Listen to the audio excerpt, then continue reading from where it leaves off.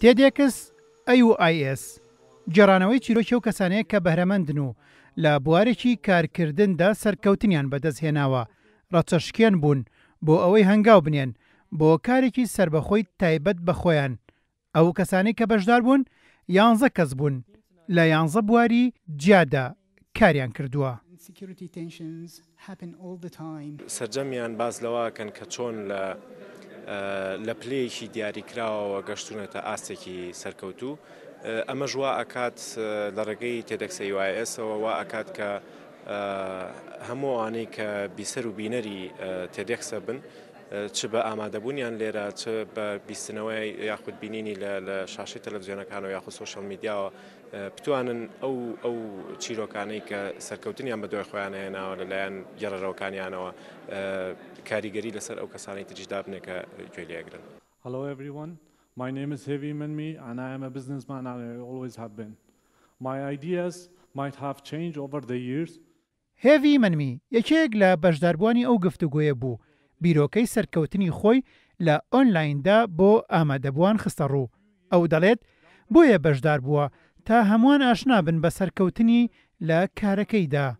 بازاری ئۆنلاین توانیم هەموو کاڵاکانمان بتوانین بگەینین هەموو شارەکانی عێراق دلیڤەری بکەین هەموو شارەکانی عێراق. دواتریش برسیمە ئەپلیکیشنی گەاندنی خواردن ئەمیش توانیمە لە دوو شارە ئێستا ئیش بکات و خواردن بگەێنێ بە خەڵک. سەرڕایەوەی کە تۆ تەلەبە بیت کە ئەوەی کە پارەت پێ نەبێت یان بربەستەکان زۆر بن لەبەر پێشتا بەڵام هەر بتوانیت ئیشەکەی خۆت بکەیت و خوێندنەکەش تەواو بکەیت و شەرتنی هەموو جارێ هەموو شتەکان کراوە بێ بۆت بۆی سەرکەوتوبی لە شتێکە هەنێ جار پێویستە چەندین بربەست بپڕی بۆی بگەی بە ئامانجی خۆت. من چاوانم تەمەنم 24 ساڵە لە دایک بوو شاری سلێمانیم. چاوان هیوا وەک کچێک جیاواز لە کچانی تر پیشەیەکی هەڵبژاردووە کە زۆرینە پیاوان ئەو کارە دەکەن. ئەویش پیشەی کاری میکانیکیە لە یەکێک لە شوێن کارەکان کاری ڕۆنگۆڕین و پەنچەرچێتی دەکات. چاوان ڕوبەڕووی هەموو ئاستەنجەکان بۆتەوە تا ئامانجەکانی بەدی بهێنێت.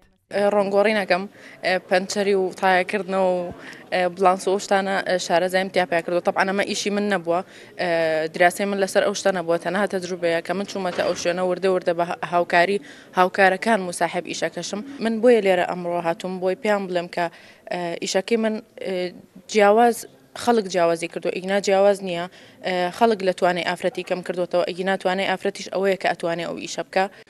لە ڕاستیدا من لە دوو چێلگا بۆ ماوەی 40 ساڵیشم کرد دوو گۆڕەپان کەویش پەروەردەیە لەگەڵ بە نووسین.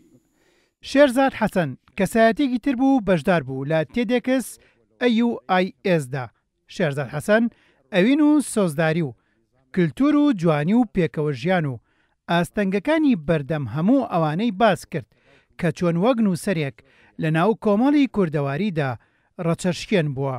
ئەگەر باسی سنوور بەزاندن هەیە کە ئەوە تایتڵی ڕووداوەکە بوو ناتوانانی سنوور بەزەمی لە هیچ بوارێکدا ئەگەر تۆ لە قوتابخانەیە لە ماڵێ سەرمەشقیەوەت لەگەڵ نەکرابی فێری ئازادی بی نەترس بیت و ئەو شتانەی کە پێ دەوترێت کۆتوبەندی کۆمەڵایەتی ئاینی مەزهەبی سیاسی هەموو ئەوانە کە هەمووی ڕێگرن کە لە ڕۆژهەڵات پێی دەوترێت سێگۆشەی حرام واتە هەموو زیندەجی من لە مناڵیەوە تاکو ئێستاشی دەگەڵدا بێت بەردەوام کۆسپوتەگەرە دێتە بەردەمت ئیش نەکەی بیر نەکەیتەوە و هەوڵ بدەی خامۆش بی جۆڕایل بی یا خۆ دەزانی بە ناوی پیرۆزیەوە بە ناوی کللتورەوە بە ناوی میراتی کورد سوزانم باو باپیرانەوە کە هەرمویان زۆر هەندێکیان دەدبنەوە دواوە واتە نایەڵێ بیرکەیتەوە. هەموو کەسانی لە TEDx AUIS-دا بەشداربوون پەیامێکی گرنگیان هەبوو. ئەویژەوە بوو کە ژیان پڕە لە هەوراز و نشێ و پڕیەتی لە ئاستەنگ و گرفت تاکە شتێک دەبێتە هۆی لە ناوبردننی ئەو ئاستەنگانە بڕوابوونە بەخۆت و کارەکەت و ڕوانینە لە داهاتوو هەروەها سووربوونیشە لە سەر گەیاندنی کارەکەت بە ترۆپشی سەرکەوتن. هێمن قادر، کورسات نیوز، سلێمانی.